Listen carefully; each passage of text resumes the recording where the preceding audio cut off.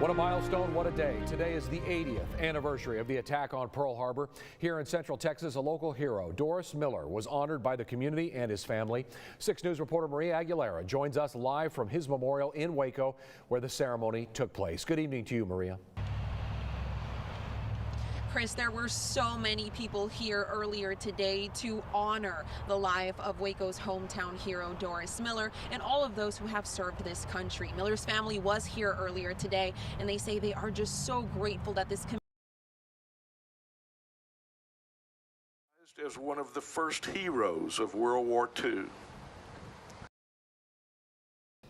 And just to continue what she was saying, on December 7th, 1941, Doris Miller became a war hero. With bombs and bullets flying overhead, Miller found an unattended deck gun and began firing at the attacking planes until he was forced to abandon ship. And it's important to note that Miller had never fired a deck gun or had even been trained to do so, because at the time black sailors weren't given the same training as the white sailors. Well, today in Waco, community leaders and Miller's family honored him at his memorial site. One of the speakers was his great-nephew, Thomas Bledsoe, who shared the important role that he played in opening doors for him and for future generations. This ceremony speaks so deeply to so many people's story and throughout history and where we've come as a nation. And so to be able to see and do this ceremony, it touches my heart. And it definitely shows a lot of what Doris Miller's story means and how many people it's touched throughout generations. And the ceremony ended today with the playing of taps, and his family came to take photos in front of the statue. Coming up at 6 o'clock, we hear more about how Doris Miller was honored today, and we hear from his family as well. And Maria Aguilera will have that continuing coverage for us.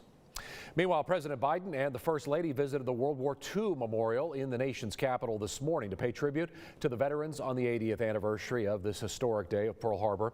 The White House said the wreath contained one wild sunflower, the state flower of Kansas, in honor of Senator Bob Dole. The attack on Pearl Harbor and other locations in Hawaii killed 2,403 U.S. service members that day and civilians, and then it led the United States to enter into World War II. Step back from the big news of the day to check the forecast, which is some big news of its own. Chief Meteorologist Andy Anderson's here. Andy, almost a record cold night overnight. Boy, we touched that frost meter. We did. We saw temperatures as low as 33 in Temple and 32 at the airport in Waco. Now we have fair skies. Temperatures rebounded back into the 60s this afternoon as the winds went around to the south, and it's the beginning of a warming trend. We won't be nearly as cold tonight. In fact, we may even see some patchy fog around the area in the late night hours. The front's still down in the Gulf waters hanging around, but we've got this other little very weak frontal system trying to push its way in here. That's going to put warm, moist air over on top of cool air down at the surface, so our lows in the morning won't be quite as cool, and we could see some patches of frost. Maybe not out west. It's probably going to be to the east of I-35, but in the morning we should be as cool as 45 in Goldthwaite and Brownwood, only 50 for a low in Comanche, 49 in Hamilton, 50 in Copperas Cove, 43 for an overnight low tonight in Waco and Lorena, 46 for Temple, 43 first thing tomorrow morning.